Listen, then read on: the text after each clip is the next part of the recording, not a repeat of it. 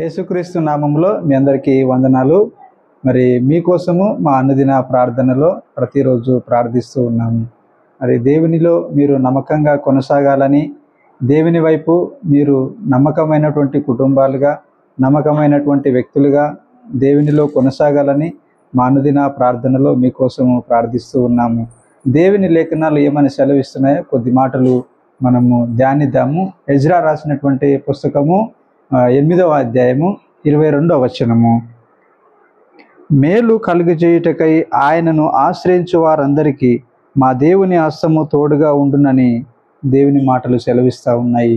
మరి దేవునిలో మనము నమ్మకంగా కొనసాగుతున్నటువంటి మనము, ఆయనను ఆశ్రయిస్తున్నటువంటి మనము, ఆయన మీద ఆధారపడి మన జీవితాలను కొనసాగిస్తున్నటువంటి మనము, ఆయన హస్తము ఎల్లప్పుడూ మనతో ఉండి నడిపిస్తుందని ఆయన మాటలు సెలవిస్తూ ఉన్నాయి.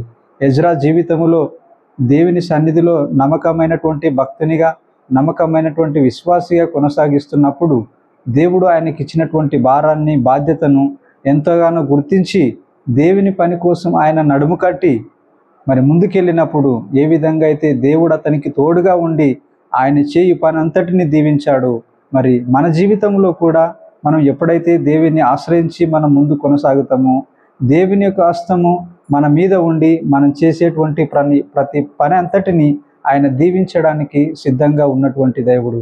మరి మన జీవితంలో, నీ జీవితంలో, నా జీవితంలో మరి నువ్వు చేస్తున్నటువంటి పని ఎలాగూ చేస్తూ ఉన్నావు?